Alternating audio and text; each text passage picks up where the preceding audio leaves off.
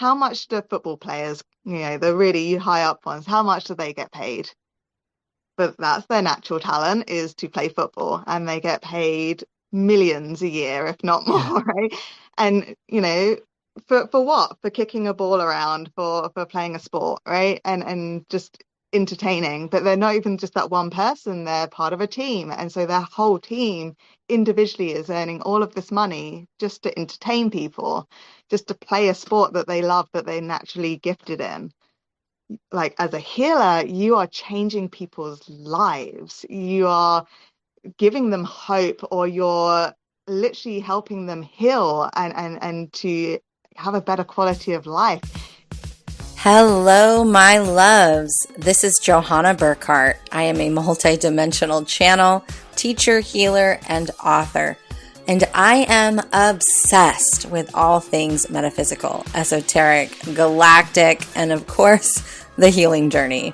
And I'm here to share my stories, my wisdom, and my teachings about being human in the illusion that we call reality. Welcome to Cosmic Blonde. Hello, my loves. Today we have a very special guest. Her name is Becca Shaw. She is a spiritual guide to all things spiritual, dedicated to illuminating your path to true potential. With a compassionate approach and expertise in diverse healing modalities, she empowers clients through Akashic Records coaching, insightful divination readings, and holistic therapies.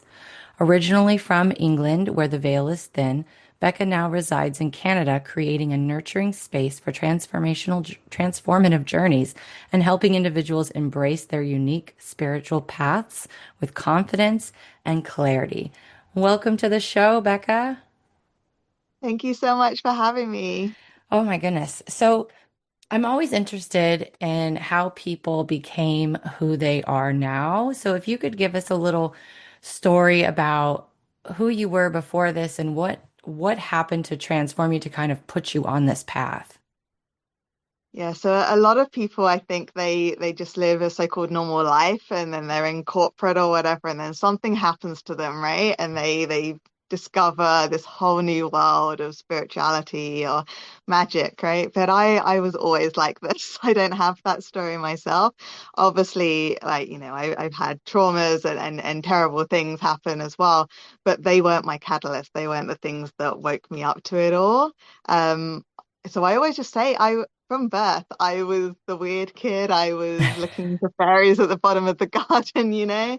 I was into magic. I was like staring up at the stars, and I was daydreaming, and I just wanted to immerse myself in books like fairy tales and mythologies and things. So I was always like that, and I was lucky enough to have parents that really encouraged that and really got me onto that path. They bought me books, or tools and things that I could explore, like tarot cards, like aromatherapy oils, like massage books and techniques and stuff. And of course, my mum always would volunteer to be the guinea pig for all of these massage therapies and stuff. And yeah, so I've always been like that. So I don't have this sort of like transformational story. It was just always who I was. When did you did you always know that you were going to do this for a living? Did you do something else and then decide to step into this? Yeah, I think I always knew deep down that that's what I was going to do. Because Yeah. obviously I was always doing massage or tarot reading and stuff for free for friends and family because I was so young, right? And so I really struggled with the idea of charging people for it. That was a huge, huge block for me, especially sort of in my 20s and stuff like that. Um, but I didn't think that I was going to do it as a paid job because I had that struggle with the charging for it. So I kind of did everything. I did lots of different retail. I did tourism. I went and traveled, and I was an au pair in Switzerland. So I was looking after kids in Switzerland. And yeah, I kind of rebelled against it for quite a while. Yeah. And then I just kind of did both. I did like my 9 to 5, and I did my spiritual stuff, Yeah. and back and forth. And then I was just like, you know what? Like, I don't want to do that. I don't want to do the 9 to 5 and sort of like draining, especially in retail and stuff. Like, you're kind of like the punching bag for everybody. So I just said, you know what? I just want to that's what I'm going to do and never look back. I have a couple of questions, but was there Yeah. something in particular that you did to help heal what I call the wounded healer? Because I think almost everybody who steps into this industry to shine their light and charges money faces that feeling of like, this feels wrong to charge for, or they struggle to make money because I find that it's easy to make money when you work for somebody else, or even if you're selling a product. But when you're selling yourself and it's a gift that's so natural to you, I know a lot of my clients, and even I did in the beginning, faced that fear of charging and had to overcome that battle. So were there things that you did that helped you to cross that threshold and become successful?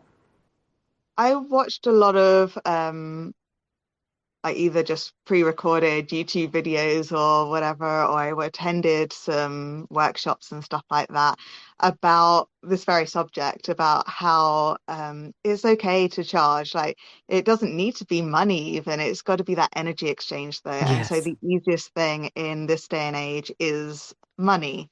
So but it takes a lot of work because like you said, as healers, you think, well, this is my natural gift and who am I to charge for that? Who am I to say you can't have my gift because you can't afford me, right? And you Right. don't need to do that. You can always do a sliding scale if you feel called to do that.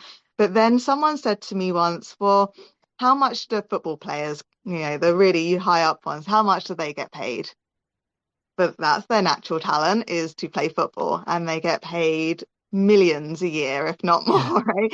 And for what? For kicking a ball around, for playing a sport, right? And just entertaining. But they're not even just that one person, they're part of a team. And so their whole team individually is earning all of this money just to entertain people, just to play a sport that they love, that they're naturally gifted in. Like as a healer, you are changing people's lives. You are giving them hope, or you're literally helping them heal and to have a better quality of life. And that's not necessarily a physical thing. That could be mentally as well. That could even be spiritually. You are literally helping someone learn lessons, coming to the core problems and releasing whatever is causing their issues and giving them that huge empowerment. Like that's something a lot more important than a politician or a sports player. They all have their roles, but as a healer, you are incredible to these people. You are literally a miracle worker to these people. But it's the healer is that way of helping someone switch on their own healing. And that's something that everybody needs. So it is a struggle for sure. And I don't really know why it's so much for healers more than anybody else. But more than anyone else, healers need to have some kind of energy exchange. Otherwise, you're literally pouring your all into people that maybe don't even appreciate it because they're getting it for free or they just assume that you're going to give it to them, right? Yeah. There's no energy feedback, even if it's like that, they bake you cookies or something because they can't afford or whatever it is that you Yeah. want to do, but it needs to be a gratitude and an exchange there. And I love that you use the entertainment industry because it, it's such a good analogy. I think the biggest feedback that I received and a lot of my clients received was because people say it's a gift from God, right? But you know what else is a gift for God? Someone's natural ability to play a sport or to sing. Look at do Yeah. you know how much I've paid to go to concerts? You Yeah. know, and buy their music and because it helps me and I enjoy it and anything else. And so I'm really glad that we kind of touched on this because there are so many people out there who are naturally gifted and talented and don't recognize it as worthy for two reasons. One, because it came easy to them. It's something that comes easy, right? A lot of my gifts are very easy for me. And there's this stigma, at least in the United States, that is like you have to work hard. And so if something comes easy, they don't see it as a value. And two, you get a lot of religious pushback of this is a God natural given talent. You shouldn't be charging. And so I think from my experience, those are the things that people get the most. But what you said was beautiful and so true is that we should be celebrated and we do deserve to be to receive for these natural gifts in whatever form somebody chooses, right? And because I could, and I know you could too, we could just go about our lives enjoying our gifts for ourselves and not sharing them. But the choice to share them, it takes a lot of work behind the scenes to do that for people. And so, like any other profession, we deserve to be, compensated as well. I want to go back to your childhood for a moment. What was it like for you in school or with your friends? I know you grew up across the pond, which um, you said the veil was thinner. And I think for me, what that means is it's more accepted and it's more, and because of that, it's more open. And because if you go over there, I remember someone telling me I had trained with a very famous trance channel, and he said, they don't when they call the ambulance or the police or whatever, they also call the psychic, and it's very regulated over there. I feel like people just are more accepting of it. But did you have that experience? Were you accepted for your quirkiness and your gifts that you explored then, or did you have any kind of pushback or struggle with it? Well, of course, at school, I was the weird kid, right? So Yeah. it was like, and I never even wanted to be with the popular kids. I much rather be with like, the misfits and things because it was more interesting, right? To have people of all these different quirkiness and stuff like that. So I didn't enjoy school, number one. Like all of Oh, my learning has always been self-taught. So I yeah. love to learn. I love knowledge and experiences and things. But school was it was too programmed. It was too confined for me. I would have done much better homeschooled, honestly, but it wasn't really a thing back then when I was a Yeah. kid. I would have loved that. If I could go back in time, I would convince my parents to let me I mean, homeschool. I'm 46 and I remember the kids that I knew that were homeschooled and we all thought that they were the weird ones because they didn't Right? go to school. And now I look back and I think they probably had a much better education than I got. Yeah, and they're much better adult for it as well, Yeah. right? They're much more intelligent and sure of themselves. They don't think they go through that self-doubt as much, or there's not um they're able to expand their minds more. So they're never really questioning, should I do that? They just go and explore it because it's something new for them, right? Yeah. So yeah, so to answer your question, yeah, I didn't enjoy school. I was the weird kid, but at the same time I was having like, the sort of school bullies would bully me in the morning and then ask for my help in the afternoon. Like, could you do a spell for this or something for me? And it's like, no, you were just horrible to me in like the first Right. lesson this morning. And now you're saying like, this thing's happened to you in lunch break and you want some help with it. No, Children, man, they're right? they're just I mean, like anybody else, they're afraid of what they don't know, but somewhere inside of them, they believed that you could do something or they wouldn't have asked for your help later on that day. Absolutely. And it was actually great because our next door neighbor was the same age group as my brother, who's a little bit younger than me. And people found out he was my next door neighbor and they would ask him questions and he would literally tell them about the weird things that I would like do in the garden and stuff.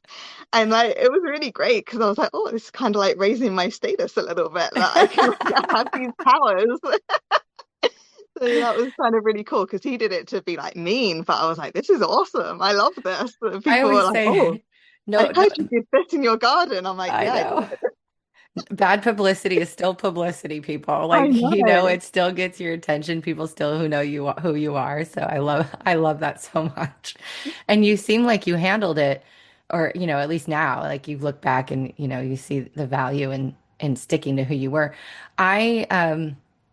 I started seeing beings as young as 3, and I shut my gifts down probably around 7 or 8. But I was still that teenager that ran home from school to watch Williams because Sylvia Brown would come on once a week. I still believe I lived aliens. Like I had many Christmases where I got astronaut food because I was determined I was going to be an astronaut because it got me closer to the aliens. And so I was the friend that everybody, always knew when people were pregnant before they told a soul. And so I was still that weird kid too in my own way, but I think I mean, the closest people probably knew about it, but it wasn't something I advertised either because honestly, I didn't quite understand. I didn't have parents like you did who was like, "Oh, that thing you're seeing, that's," they would just tell me it's the boogeyman or or whatever weird stuff they would tell me. Like, you just don't know. So I think it's awesome that you grew up with parents who supported and nurtured that. And I think today there are so many more children being born crystalline in nature and carrying their gifts from day one. And I've had a lot of parents over the years come to me, I don't know how to handle this. I don't know what to do with it. And, just being able to accept them, one, and nurture whatever they're interested in, for me, like that's the first two things anybody could do, right? Because it Absolutely. develops into somebody who is so much more in tune with their gifts as like you. Hmm. Yeah. Yeah. So when it comes to the Akashic Records, I read them my own way. I've interviewed a lot of Akashic Record readers and people who use the Akashic Records. For those that may be listening who are not familiar with the Akashic Records and and also how you tap into them, would you share a little bit about that? Yeah, absolutely. So the easiest way to think of the Akashic Records is everybody has their very own library. And, you can think of that as your subconscious or on a spiritual plane. It really doesn't matter. You can believe in anything you want, or you can be an absolute atheist. It's yourself. So it's literally tapping into your own energy. So the idea is that you have access to this library and it holds everything that you've ever done, ever could do. So all the good things, all the bad things, the traumas, the blocks, the everything, and even past life experiences as well. If you believe in past lives, you've actually got access to your past lives up there as well. And I tell people, so you can go up there and you have like your librarians that can show you around, and the librarians are your guides. So some of them are just Akashic Records guides for you. Others could be your actual spirit guides or ancestors. They could even be religious figures, people like that pop in as well. Just literally anyone and everything that wants the best for you is up there and can pop in and help you with your questions.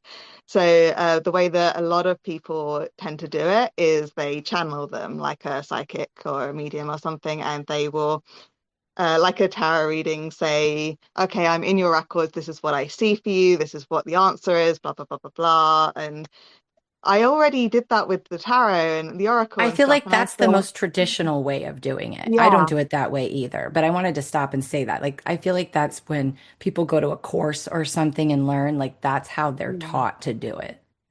absolutely. Yeah. Um, so I didn't want to do that. Yeah. I thought if that's what the Akashic Records are, that's not for me because I already do that with my cards and Yeah. I don't need something similar to that. And then I found this teacher that teaches you to be a coach. So it's almost like life coaching or something along those kind of lines. So the way that I do it is I get my clients into this sort of meditation, relaxation type state, and then I help them access their records. So I hold their hand energetically and we go up to their records together.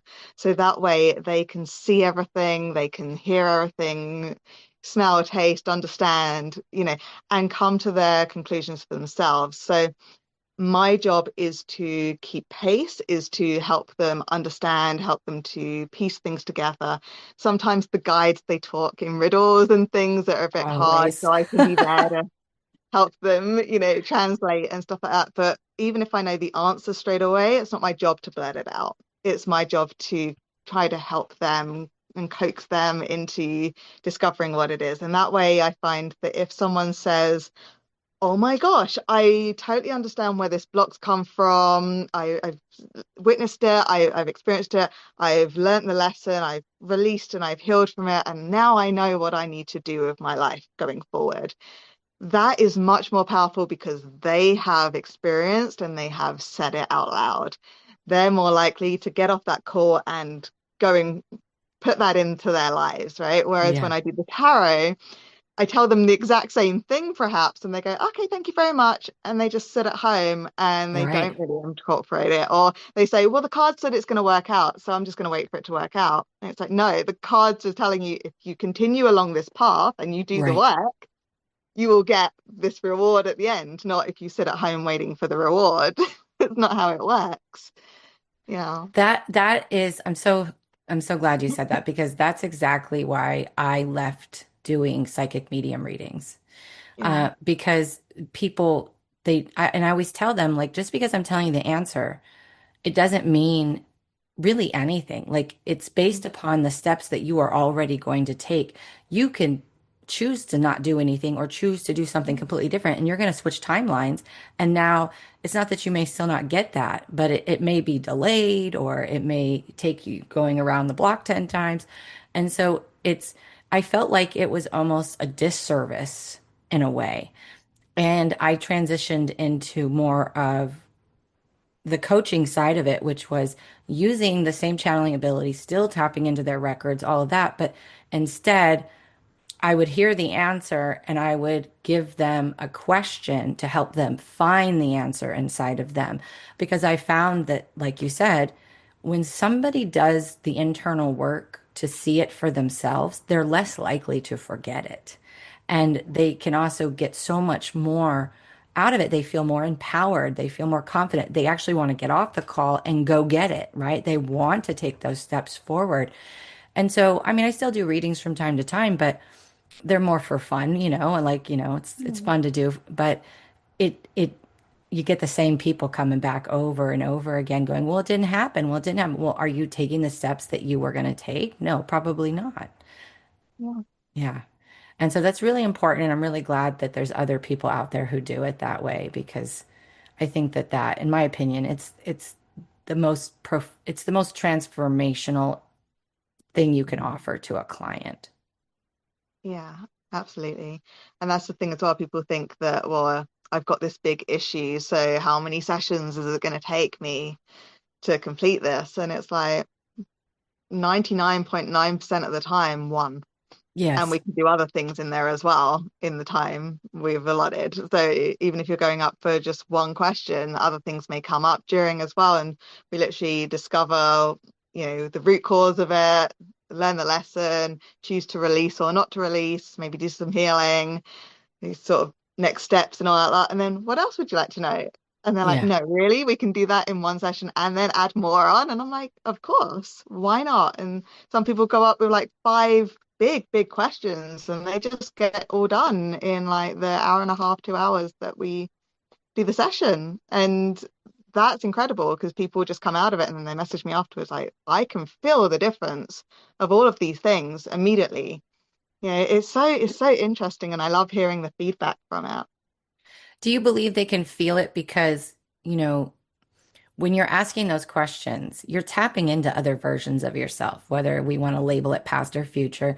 You're tapping into the version of yourself that already has achieved those things, right? Because everything that's on your heart's desire has already happened, right? It's because it's available for you.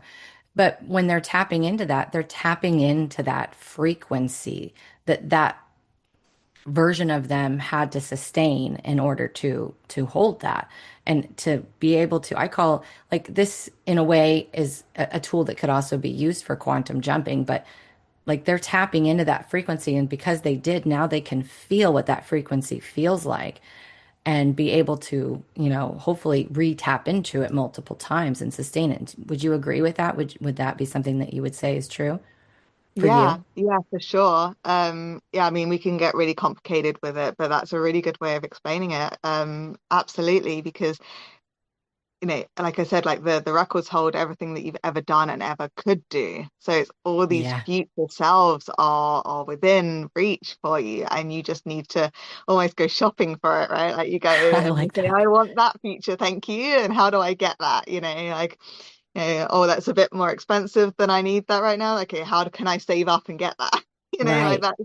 It is the same kind of thing. And so, yeah, absolutely. And I always describe it like you said, like it's the future's not laid out completely in a line. It's not like this No. predestiny that they have to follow. Their soul has put in. marker points, and then it's like, do you want to go this way? You want to go this way? You want to go that way? Like, what do you want to do? And then that then leads to a different thing. And yes, you can still course correct. You can, come back to that other outcome, even if you took the so-called wrong directions a couple of times, you can still circle back. It just, as you said, takes a bit Yeah. longer.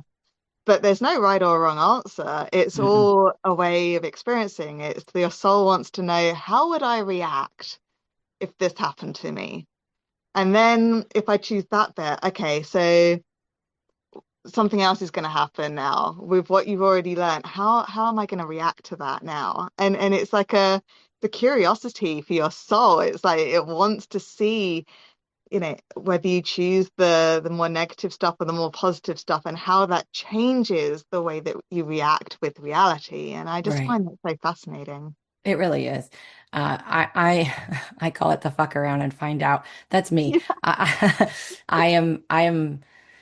I'm so curious, and I always sometimes I'm very aware. Like I know this is probably not the direction I should go. This is probably not a door I should open, but I'm really curious. And I when I do that, I always go in from a space of observation so it doesn't take me down. But I never not learn anything, you know? Yeah. So it's never really a wrong direction or wrong move. If you're taking it, there's something that you needed to learn. There's something that you needed to reaffirm, you know? Yeah. And maybe it's that that's not it. You needed to have Yeah. one more experience where you're like, that's not it. And then things can shift. So they're just detours. They're pit stops, it's not that big a deal. But again, if you're trying to get somewhere at a faster pace, there's a way to do that as well. And it's about holding that frequency. You Yeah. also, in your intro, we talked about you using divination tools. Can Yeah. you, for those of in my audience that may not know what a divination tool is or what, and if you could talk about the ones you use and how you use them. Yeah, I kind of just use it like an umbrella term, really. Like there is like just actual modalities that are called divination, but when I say it, I'm including things like the tarot and the oracle cards. I use pendulums as well, whether that's to ask questions, or I do it when I do like chakra healings and things like that, when I like to see where on the body needs a bit more attention, which chakra is overactive, underactive, or for, like we said, yes and no questions, or just um sort of like it can be like a dowsing thing, right? So if you see like Yeah. the sticks when people are looking for water, but you can actually ask them questions as well. I haven't yet done that, but I am interested in doing that. But yeah, I just use it as like an umbrella term for anything, any tool where you can ask a physical thing a question, and you kind of it helps you download, or tap into your subconscious or something. It's a way of communicating with the self or the guides, higher self, Yeah. universe, whatever. But it's through physical tools, it's through movement or images or symbolism. So I do also do runes and stuff like that. So both witches runes and Norse runes. So witches runes are just these like 13 little stones with symbols on, and then the Norse ones are the Norse runes, so the sort of very much more ancient than the witches' Yeah. runes. But yeah, so when I say divination, I just use it as this umbrella term for a way to find answers through playing with very cool toys. Yeah. Yeah, I mean, that's where I Mm. started. I started with angel cards, oracle cards. Yeah. And I never used the book. I just would, whatever book it Yeah. came with. Not that we shouldn't honor the messages they channeled, but I would just see the card and I would just know something. Like it would just help. It was like a bridge that helped me connect at a deeper level in the beginning. And every now and then I'll pull them out for fun because their artwork on some of these cards are just to die for. Hmm. Yeah. Yeah. Yeah, there's some beautiful ones out there. Absolutely. So what about the holistic therapies? What does that mean to you? So again, that's my umbrella term for my arm long list of therapies that I do. So, various different forms of massage. So I do like aromatherapy massage. Okay. Like I do hot stone massage, Indian head massage. I do something called reflexology. So people that don't know that, it's the idea that the whole body is mapped on your feet, your hands, your ears, your head. And you can just press parts of your hand or parts of your feet or whatever, and it helps internal and external. That's a really, really cool one that I got into at a very young age because I wanted to disprove it, and it just Oh, really? You absolutely wanted to converted disprove me. it? Yeah, I was like, there's no way that someone's whole body is mapped out on their feet. That doesn't make Right. sense. And so I was poking and prodding with like people's feet and because I already did foot massage, for example. And so my mum really suffered with sciatica. And so I thought, okay, well, if this reflexology thing is true, I'm going to press the sciatic nerve. I'm going to press where I know on her spine is causing her pain right now, and she's going to say, oh, that's tender, or ow, that really hurts when I press on her foot. And it's not, and when I say press, I mean like just lightly touch. It's not Yeah. like, digging my nails into it or anything. And yeah, and I didn't tell her I was doing it. She just thought she was getting a foot massage. And she was like, oh, that's really tender there. Is that like, have I got like a cut there or a bruise there? That's really hurts there. And I said, that's really strange because I said, that's where your back's hurting right now. Like it was just so strange. And then I tried it out on other people as well. And someone had like a headache or a stomach upset or something, I would just say, oh, I'll just give you a nice foot massage. And oh, look, there's like you're actually noticing that. And a really fascinating one was when I knew someone was on their period, I would do the ovaries on both feet. And I'd say which one feels a little bit sensitive or a bit, painful or whatever. And they tell me which one. And so it was their left one. And then they'd come back to me next time they were on their period, and it would then be their right one. So that was the ovary that released the egg that month, was the one that would just felt a little bit tender. Oh, And so I've done that numerous times as well. And just like without them knowing, I'm just telling them, like, just tell me which one is a little bit more tender. And then for me, so I can see if it's a real thing. And yeah, it's so fascinating, right? So well, I mean, yeah. I love reflexology. I love Chinese medicine. Love Hmm. Chinese medicine because I have just found for it to be so accurate for myself and anyway. Um, but when you were pushing on those places, like for your mom, did it bring them relief? Yes. Yeah. So the idea is that it's telling your body, hey, this isn't working properly, or there's a problem here. Yeah.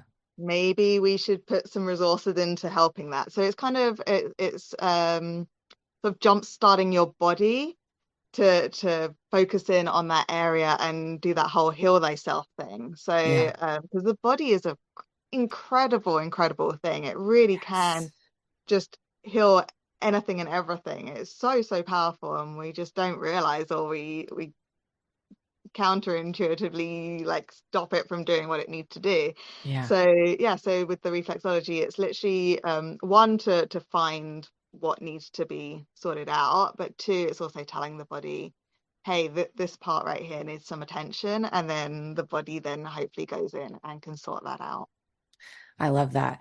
Um, the body is an amazing self-healer. I know in America, in the United States anyway, it's not, I feel like when people hear that, they say, oh, then why didn't this heal itself or this heal itself? And the answer to that would be like, if you're already overloaded, if there's already so many things going wrong with you, if you're not treating your body right, if you're not fueling it the right way, if you're overloading it with chemicals and bad foods and not great environments, you're not taking care of it. Like a car, if so many things go wrong at once, sometimes it's really hard to repair it. It's going to take time.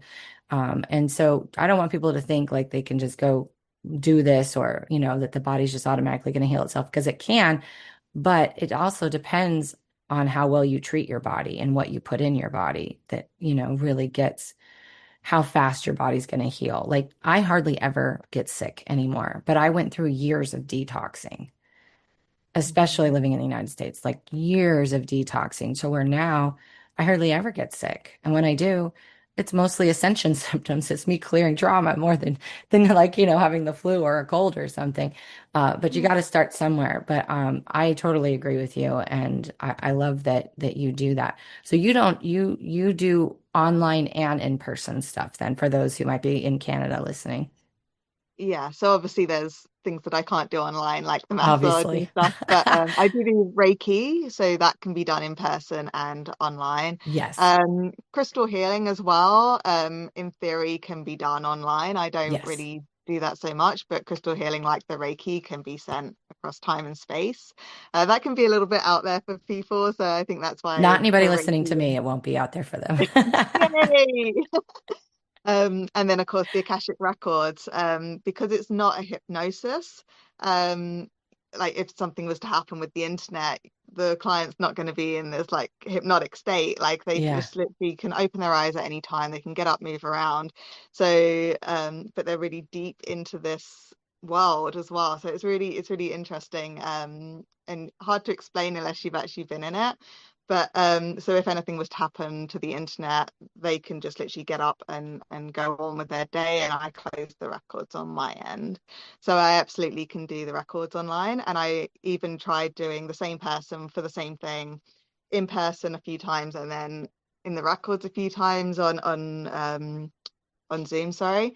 And it was absolutely no different for either of us. So that you're not losing anything with that. Yeah. And obviously tarot and pendulums, all those divination things I can do online as well, because I can just show people what cards I'm getting, for example, and point out things. So I don't need to be in person for those. Yeah.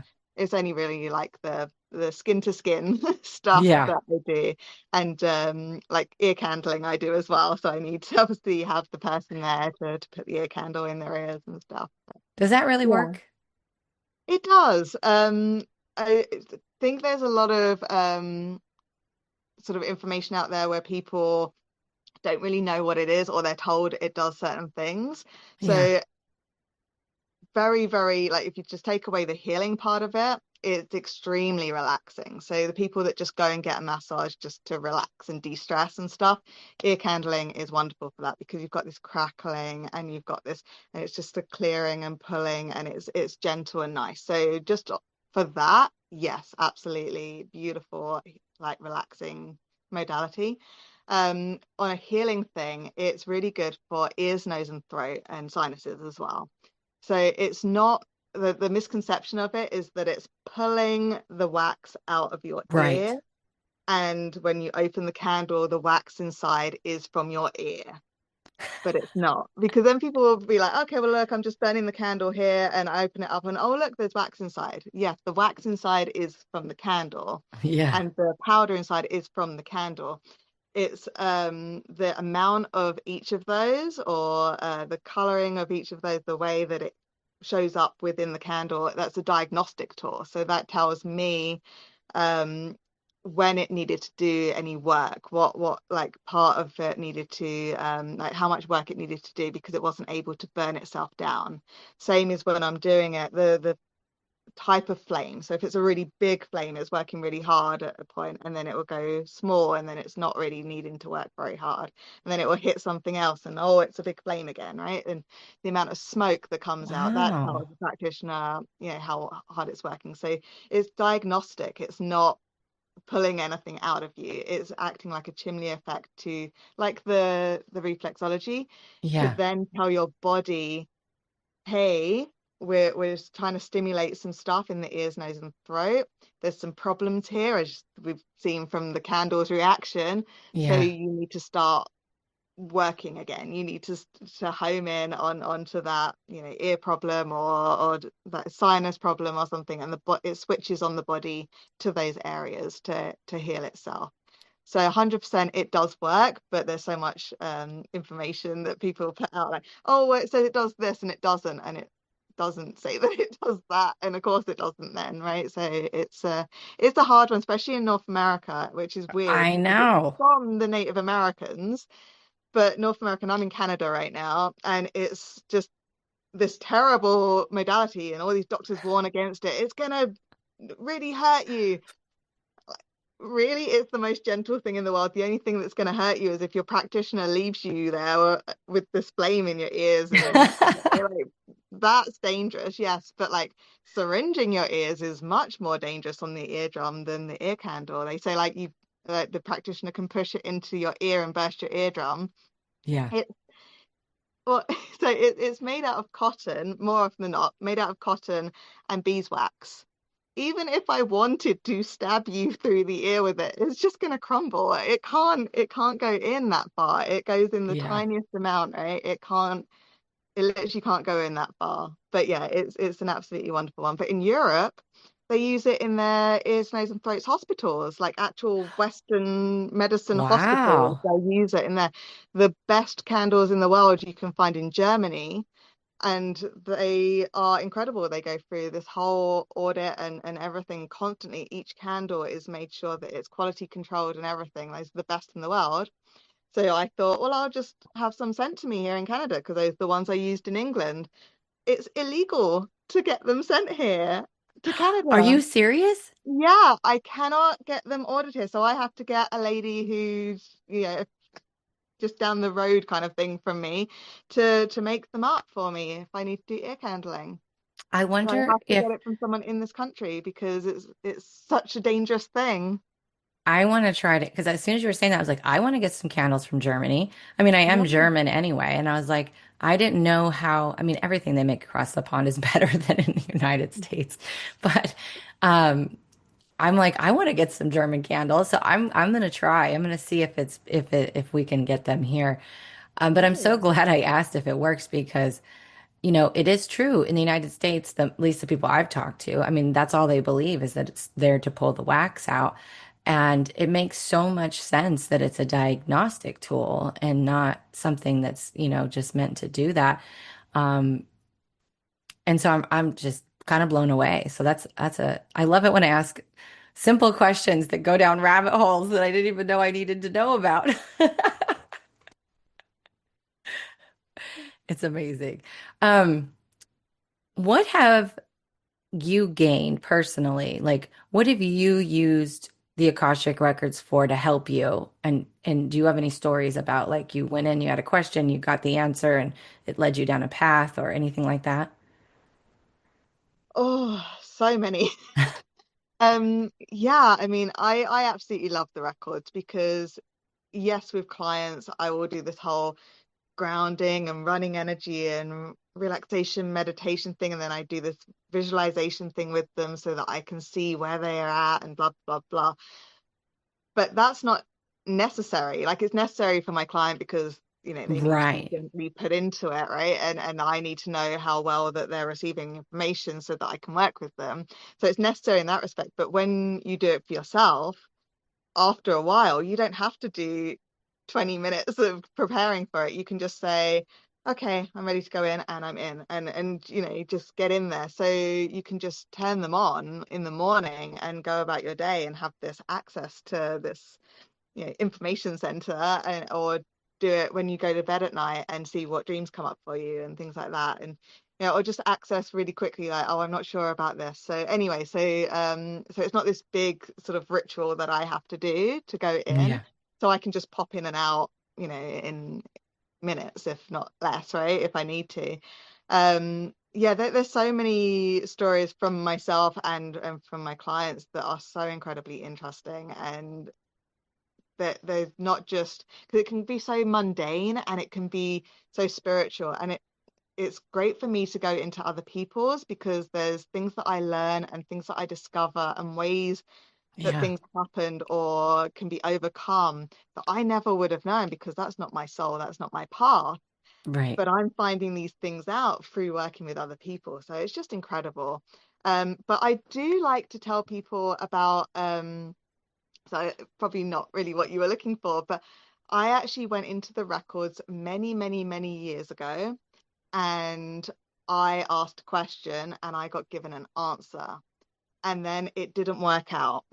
And I was really upset. I was really cross. And I actually then went into my records and yelled at my guides.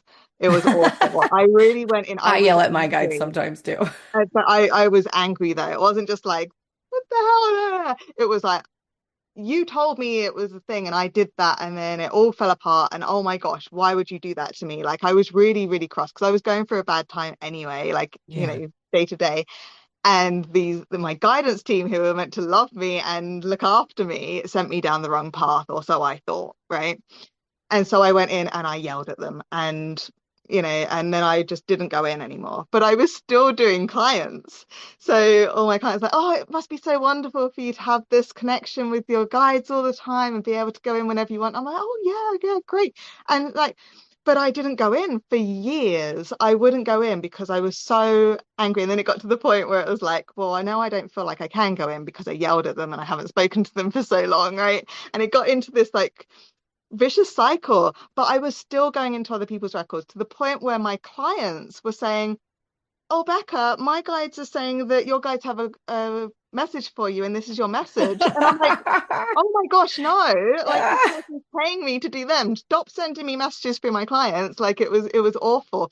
But anyway, I'm going through this just to show everybody that like it's it's not just this wonderful thing and I'm not this amazing person that like, oh, and I had this access and all this that like I'm still human and I was really mad at my guides and I just pushed them away. And then I finally went back to them and I sort of went in sort of like, tail between my legs, like, I'm sorry. Because by that point, life had played out and I realized in hindsight why it all happened and that it was trying to protect me and I ignored it. And then it just spiraled out of control until I had to realize for myself that this thing was wrong and I had to cut complete ties, right? So it took a lot longer because I didn't then go back into my records and say, well, you told me to do this and that didn't work out. So what was the meaning behind that? And actually have a conversation, actually find out why I was Yeah. put in the so-called wrong direction because it wasn't a wrong direction. And anyway, so I was very much so went back in and the guides they totally love you and it sounds so silly and whatever, but Yeah, they they're really never gonna don't be mad at know. you. Yeah, they don't understand like sadness and anger and stuff, so they were just like, oh yeah, you came back, come back in. Like come talk to us. They was just so happy and there wasn't anything to forgive because they Right. didn't feel like there was, right? And it was so lovely and so accepting. But yeah, so I tell that story just to show people that just because an answer in anything in your tarot reading, in your Akashic Records thing or whatever doesn't seem right or isn't the one that you wanted or seems to be going down the wrong path doesn't mean that it's the wrong path. It's actually a reason towards that and it's actually trying to help you through that. And it took me years to realize that one thing was actually for my protection and I ignored it and therefore suffered a lot more years than I Yes. needed to in a lot and a lot more suffering, a lot stronger suffering because I ignored that, because I didn't simply just go back in and say, oh, hey, I think you made a mistake. They could have been like, well, no, we didn't because this is there and they could have explained it to me. Yeah, they don't make Um, mistakes. Exactly. Exactly. And 100% now I absolutely realize what had happened there and what they were trying to do and Yeah. how I failed with that test, Right. Like I went off like they were people betraying me, like and that's not at all what it was. No. So yeah, so I know that wasn't probably the answer that you were looking No, for, but I but like to say that one just to show people that, right? yeah. No, I love that you gave that answer. That's something that people have asked me. That's something that does happen. And the guides always say, everything happens for your benefit, even if you can't see it, always. Yeah. And so I never forgot that when they started telling me that, I never forgot that. And it got to a point to where when something went wrong, I would just say out loud, like, this is happening for my benefit. I'm not sure why, but I'm sure, there's a good chance it's going to reveal itself. And it doesn't always, but it can. And so now it's a part of being present and being in the flow of just being like, whatever happens, this is happening for me. What's it trying to teach me? What is it trying to show me? Or what I like to say is rejection is redirection. It's redirecting you to another space. What I want to ask now is with deviation tools like a pendulum. So, in your opinion, can a pendulum react to your ego versus your intuition or your if you have a very strong desire? Because I know when I used to use pendulums all the time, they would say yes to something, and then I would say, is this going to happen, or am I on the right path for this? And they would say yes, and then years later it still hadn't happened, or that it didn't come true. And so I remember early on wondering if it reacts to your nervous system just as much as it does spirit. What do you think? Yeah, so with pendulums, when I'm asking a yes or no question, Yeah, just holding it and saying like, what is this, what is that for me?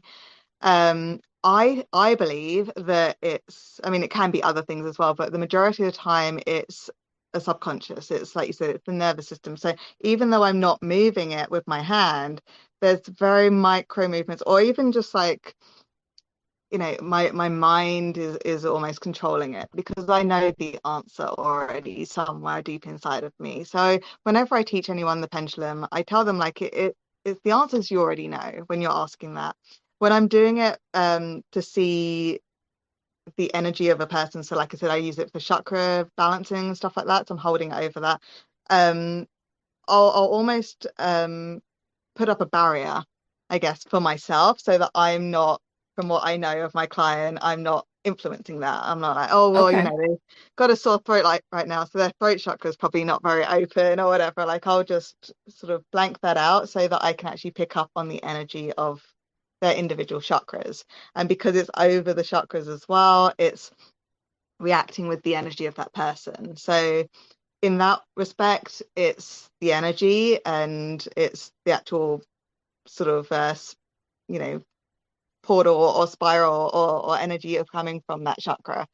But when it's a yes or no question that I'm asking, yes, I do think that it's more from yourself, unless you're asking your guides or your higher self, or Yeah. you're directly asking somebody, some of your guidance team, I need you to answer this. And then you kind of almost step back and see what the answer is. And Yeah. if you feel yourself trying to manipulate the answer, just take a breath and step back because you're not asking yourself right now. But the majority of the time, when I ask a yes or no question, I'm very, very conscious that I'm asking myself in some way. So my nervous system, my higher Your self, something. beliefs. Yeah, Yeah. it's something that I already know the answer to, and it's just a confirmation, really. Yeah. That's what I always say. I always say, the pendulum or, cards, you're not asking for guidance, you're asking for permission. Yes. Yeah. Yeah. Yeah. And so that's why I wanted to bring it up because, we all have different beliefs and we all use these tools differently and we can all learn from hearing another person's perspective. So I was curious of your thoughts, but I kind of like the idea of you creating that separation or that discernment wall when you're working on a client. And it's honestly, for me anyway, it's easier to, we're not attached to the answer. We're not attached to what's going on with you. So it comes to us easier. And when we're doing it for ourselves, there's a good chance we have some kind of attachment to that answer. And that in itself can create resistance or a block or missed signals, because there's a push and pull. So I really liked your answer. That's awesome. Yeah. And that's why I love going into the records with clients because a lot of them go in with a question and they know what answer they want. And before I say anything, they might receive an answer that's completely not what they wanted. And so that's kind of confirmation for themselves that they're not making it up. Because sometimes they go in and they're like, well, I'm obviously just making this up. Like, it's not real because I'm getting the answers that I want. And then suddenly it's like, no, it's this answer. And they say, but I don't want that answer. I'm like, well, that's the answer. Well, can I Yeah. have a different answer? No. And they're like, so I'm obviously not making this up because it's not the answer that I want right now. And or even just like what they're seeing in the records is not something that they'd want. So like one of my clients years ago was, very tomboy, very sort of goth kind of person. Yeah. And there was lots of like rainbows and pink and stuff. And she's like, you sure this is my records? Because it doesn't seem like me.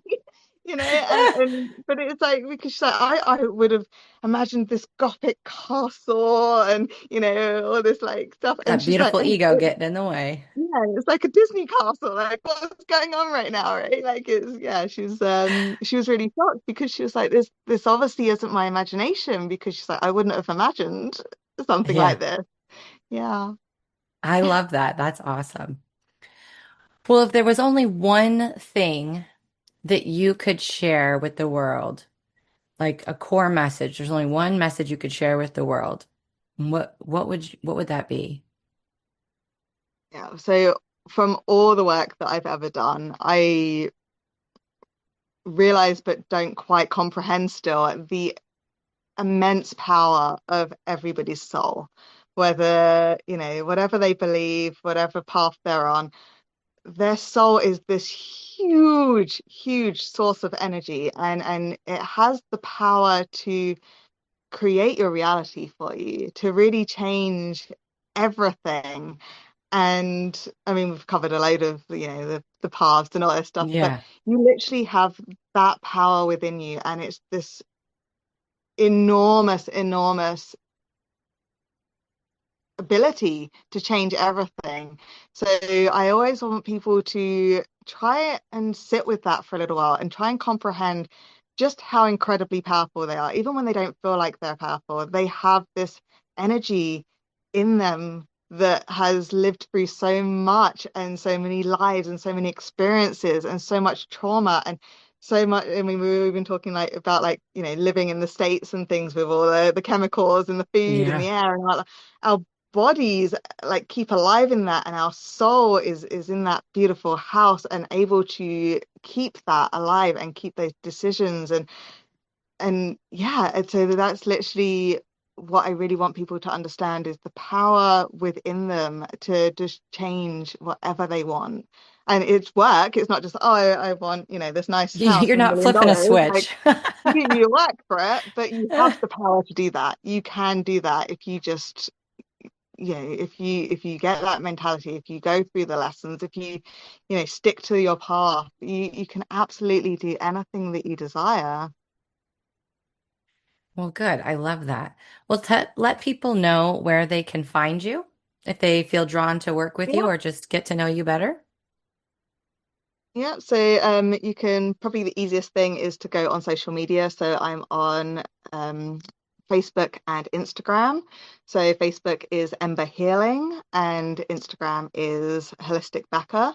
And both of those have like a link tree, so that takes you to the website, to any events that are coming up. There's a free call as well, where if you haven't been able to tell, I love talking about all of this stuff. So anyone is absolutely welcome to book a 30-minute chat with me and just see, what I suggest for them for the next steps. It might not be with me. It might be like, have you thought of going to see this person or read this book?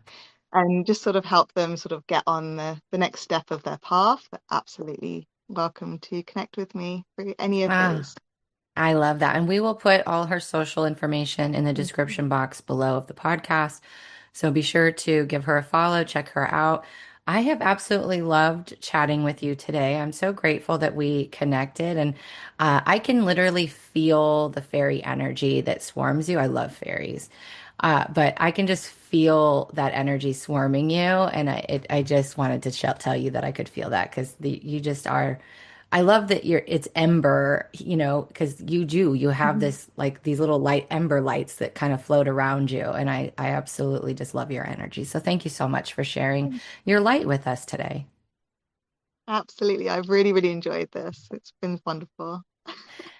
All right, you guys, we will see you in the next episode. Hey, thanks for listening. This episode was brought to you by johannaburkhardt.com, where it's time to defy the limits of your mind and step into your multidimensional mastery. Don't forget to subscribe so that you never miss an episode. See you next time.